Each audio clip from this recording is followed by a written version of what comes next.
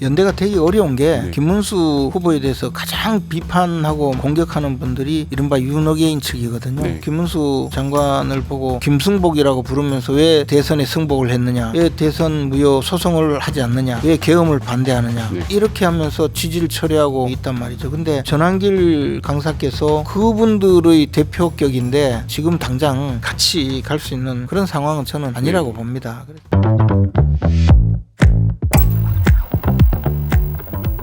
말씀하신 대로 뭐 한동훈 전 대표가 출마를 하시면 특히나 이제 친윤계와 친한계의 갈등이 더 약간 전당대회에서 부각이 될 수도 있을 걸로 예상이 근데 되는데요. 이제 사실 뭐 김문수 후보는 친윤계 친한계와 큰 관계는 없죠. 그래서 뭐 김문수 후보가 출마한다 해서 갈등이 고조된다고 생각하지는 않습니다. 네. 예. 그럼 실제로 그 친윤계와 김 전 장관님의 관계는 지금 좀 어떻게 좀 봐야 될까요? 친윤계라고 하니까 말씀드리는데 예. 친윤계가 사실 존재하는지 여부 또는 친윤계가 어떤 실체를 갖고 있는지 네. 여부에 대해서 판단을 해보지 않았습니다. 그래서 그러나 뭐 의원들하고는 상당히 우호적인 관계를 유지하기 위해서 노력을 네. 하고 있고 실제로도 많은 뭐 의사소통을 하지만 친윤계라는 분들이 실제 뭐 일사불란하기에는 아니더라도 공동의 행동을 하고 공동의 의사결정을 하고 공동으로 어느 누구를 지원하고 하는 실체가 있는지에 대해서는 좀 잘 모르겠습니다. 그래서 뭐 그 점에 대해서는 특별히 특별한 관계 자체 이야기하기가 좀 실체가 없는 듯해서 그런 관계를 말씀드릴 상황도 아니라고 생각을 합니다. 사실 이게 뭐 상황이 계속 바뀌다 보니까 사실 대선 과정에서 좀 후보 교체권을 굉장히 큰 뉴스였고 그 당시에 이제 친윤계와 김 전 장관의 관계가 썩 그때는 좀 불편해 보였는데 지금 말씀하시니까 이제 이게 자꾸 제가 또 말씀드리는데요. 그러면 친윤계라고 하는 것은 그때 후보 교체를 주도했던 분들을 친윤계라고 하신 거잖아요. 지금은. 근데 후보 교체를 주도한 분은 제가 알기로 권영세, 권성동, 이양수 그리고 그 위에 사무부총장 하던 몇 분들 그리고 당시 비대위에서도 반대했다는 분은 김용태 비대위원 외에는 좀 찬성을 했다는 그런 취지잖아요. 근데 정작 그분들이 저한테 한 이야기는 그러니까 이제 권성동, 권영세, 이양수 이런 분들 빼고 또는 뭐 이른바 친윤계라고 불리는 분들은 저한테 이야기하기를 후보 교체 자체에 대해서 여론조사를 통해서 후보를 다시 선출하자라는 데까지는 다 동의를 했는데 그렇다고 해서 당원 투표를 통해서 일방적으로 후보를 끌어내리고 한덕수로 옹립하는 데 대해서는 절대 동의한 적이 없다. 그런데 그것은 그 세 명이 야밤에 그냥 자기들 모르게 해치운 거다. 이런 주장이에요. 저는 그 주장이 맞는지 틀린지 모르겠어요. 그러니까 이게 그 주장을 바로 실무를 담당했던 분까지 그렇게 이야기하거든요. 그럼 그분들이 맞는 이야기를 하는지는 몰라도 지금 말씀하시는 이 친윤계와의 뭐 관계 부분에 대해서 무슨 다른 설명을 할 상황이 아니라는 거죠. 그리고 김문수 후보는 기본적으로 후보 교체 상황에 대해서 지금 그걸 논할 때가 아니다. 그리고 과거의 일을 가지고 우리 당의 전력을 소진시키는 일은 이제 그만하자는 거거든요. 지금 전열 정비에서 이재명 정권의 전횡에 대응하는데도 우리가 역부족인데 그럼 그거 따질 데가 어디 있느냐. 그리고 총선이 3년이나 남았기 때문에 그것은 자연스럽게 그때 가서 유권자들이 평가를 할 일이다.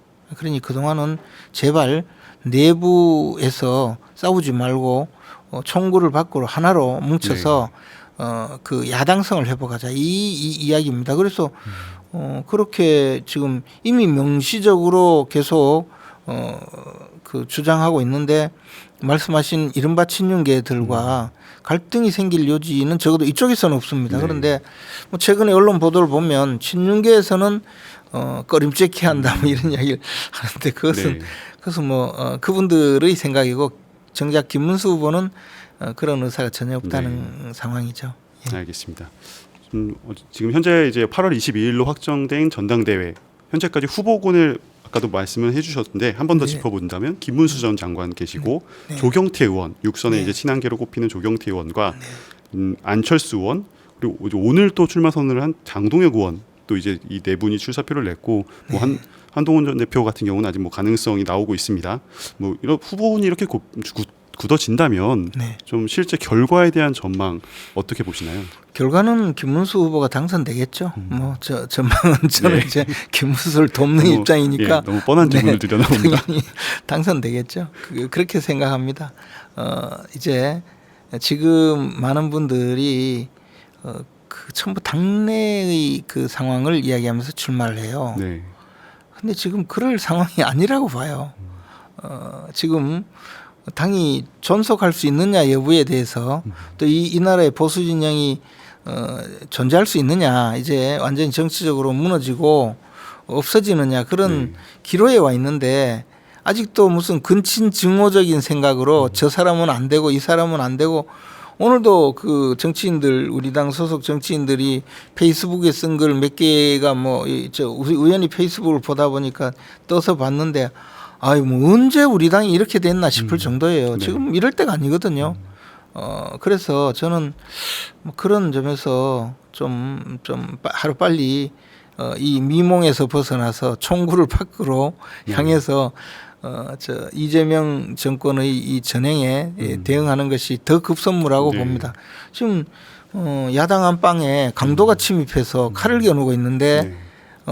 그 부부싸움 하고 있어서 되겠습니까? 네. 일단 강도부터 막아야죠. 저는 그런 면에서 좀 걱정스럽습니다. 외부 대응을 말씀하셨으니까 저도 좀 생각이 나는 부분이 사실 민주당도 지금 전당대회가 진행이 되고 있고 이제 8월 네, 2일이면 결론이 날 텐데 네. 현재까지 지난 주말에 진행된 경선 결과로는 정청래 후보가 좀 많이 앞서가는 모양새입니다. 뭐 아직 좀 이른 추측이긴 하지만 만약에 김문수 전 장관과 정청래 후보가 이제 양당의 대표가 된다면 굉장히 좀 강대강 구도도 예상이 되는데 이럴 경우에는 좀 김문수 전 장관께서 어떤 방식의 좀 대응 좀 가능할 걸로 보시나요? 정청래 예. 의원께서 예상을 깨고 지금 너무나 압도적으로 예. 앞서고 있는데요.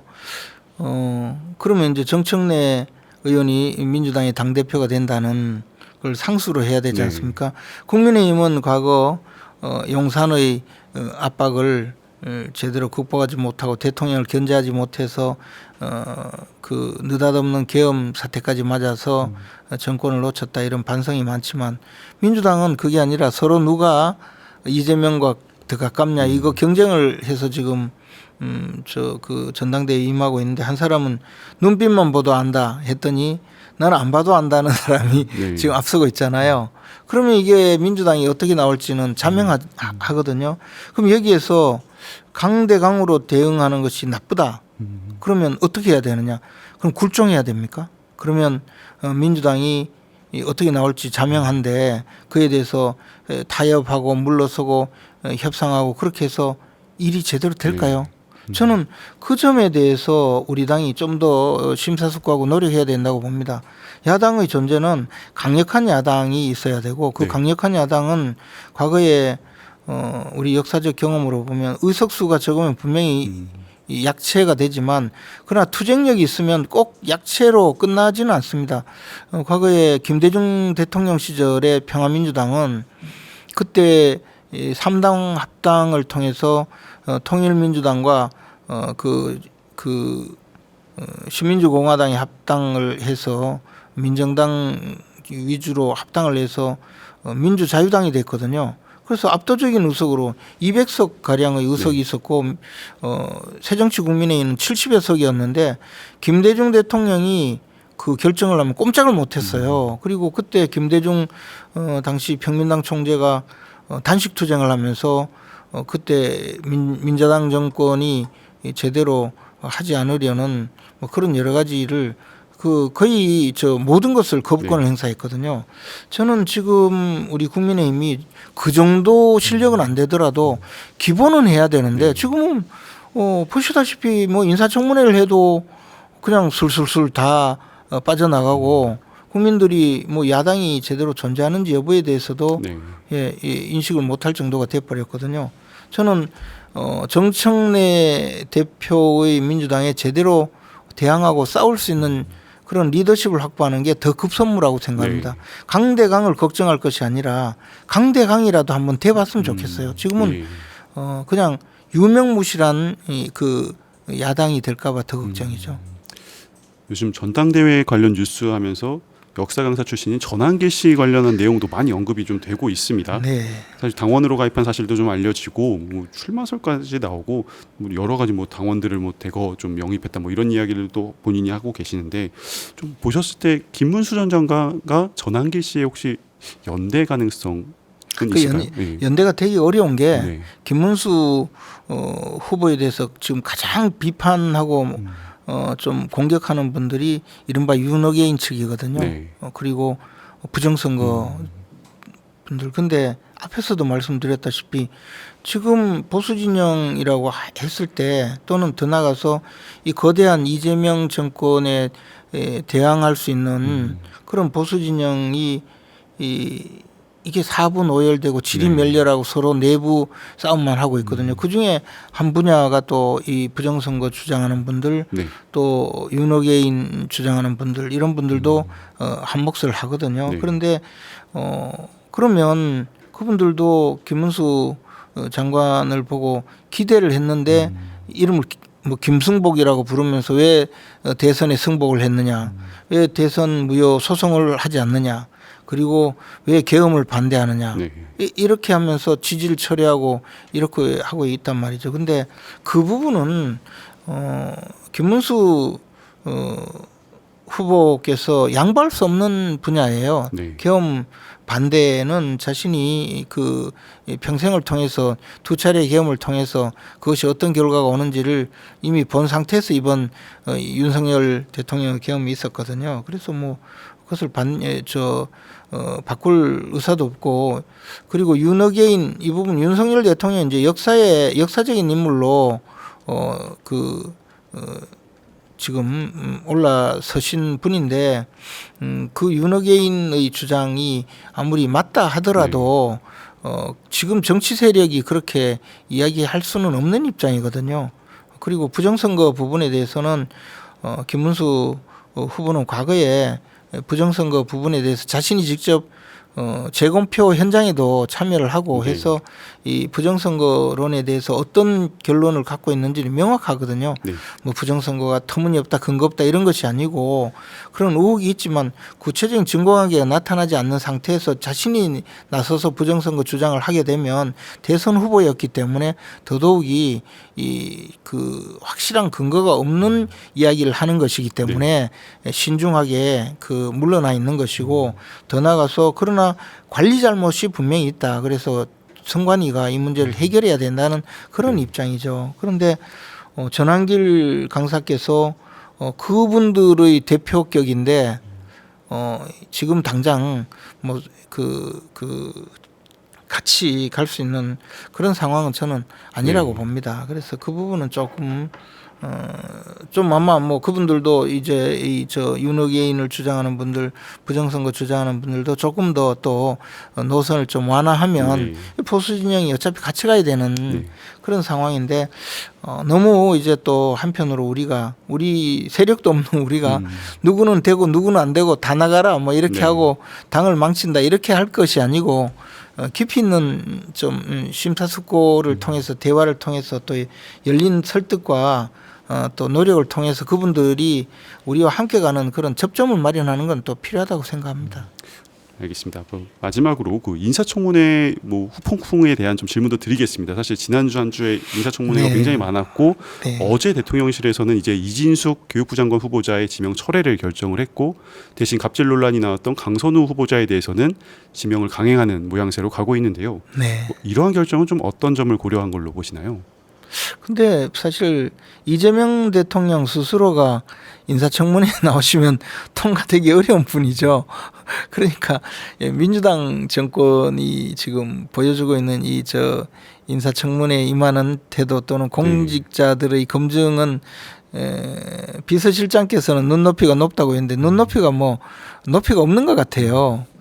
대통령의 눈높이 자체가 좀 거의 땅바닥으로 내려오셔서 사실은 뭐 그렇게 하지 않을 텐데 그렇게 뭐 저 높은 수준을 요구하지 않을 텐데 거기다가 야당이 너무 지리멸렬을 하니까 이런 분들을 이 하자투성이를 임명해도 국민들이 별로 반발하지 않고 관심도 좀 없고 또 지지율도 안 떨어지고 뭐 그러니까 그냥 임명하는 거 아니겠어요?